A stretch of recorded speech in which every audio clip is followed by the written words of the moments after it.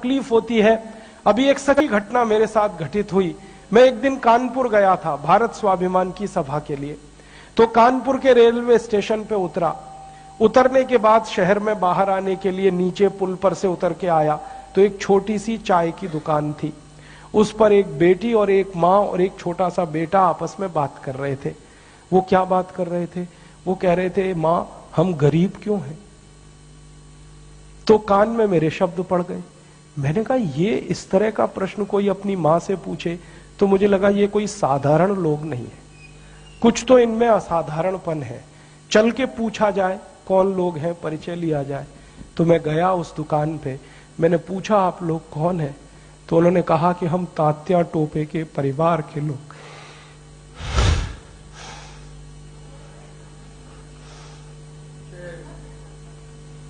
हमारे देश में तात्या टोपे के परिवार के लोगों को चाय बेचनी पड़ी और गद्दारों को सिंहासन मिले, ऐसा ये देश हो गया। जिन लोगों ने तात्या टोपे को मरवाया था वो इस देश में मुख्यमंत्री रह चुके हैं, आपको मालूम है। और एक एक राज्य के नहीं, दो दो राज्य के मुख्यमंत्री रह चुके। तात्या टोपे का गुप्त पता जिन गद्दारों ने अंग्रेजों को बताया था, उस खानदान के कई लोग इस देश में मंत्री रह चुके हैं। झांसी की रानी लक्ष्मीबाई को जिन्होंने मरवाया था वो इस देश में मंत्री रह चुके हैं। और तात्या टोपे जिन्होंने जवानी लगा दी देश के लिए, उनके परिवार के लोग चाय बेच रहे हैं।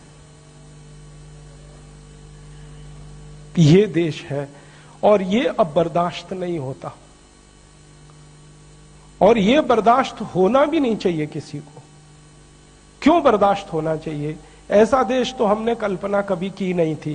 तात्या टोपे ने कभी कल्पना नहीं की थी कि ऐसा देश बनेगा। ये झांसी की रानी की कभी कल्पना नहीं थी, चंद्रशेखर की कल्पना नहीं थी। चंद्रशेखर जैसे क्रांतिवीर ने इस देश की क्या कल्पना की होगी। एक कहानी सुनाता हूं कि वो घर से भाग गए थे 13 साल की उम्र में। माता पिता बहुत गरीब थे, खाने को घर में नहीं था, घर छोड़कर भाग गए, बनारस आ गए, क्रांतिकारियों के संगठन में शामिल हो गए। और उसी संगठन ने थोड़े दिन के बाद काकोरी कांड किया था और खजाना लूटा था। तो धन आ गया, थोड़ा सा पैसा आ गया। तो चंद्रशेखर को उनकी मां और पिता का संदेश आया कि जो पैसा तुम्हारे पास आया है इसमें से कुछ हमें भी दे दो, हमारी गरीबी में काम आएगा। तो चंद्रशेखर अपने माता पिता के पास गए थे और एक ही उत्तर दिया था कि मेरी रिवॉल्वर में 2 गोलियां हैं, पैसे तो दे नहीं सकता, ये दोनों गोलियां दे सकता हूं। ऐसा देश चंद्रशेखर का, ऐसा देश तात्या टोपे का अब लुट रहा है। तो फिर क्या करना चाहिए? तो मुझे लगता है कि अब फिर कोई दूसरी बड़ी लड़ाई की तैयारी करनी चाहिए। एक लड़ाई उन्होंने लड़ी, तात्या टोपे ने, झांसी की रानी ने, चंद्रशेखर ने। अब दूसरी लड़ाई हमें लड़नी पड़ेगी, इसके बिना कोई रास्ता नहीं। और ये दूसरी लड़ाई का ही अभियान है जिसको हम भारत स्वाभिमान कहते हैं।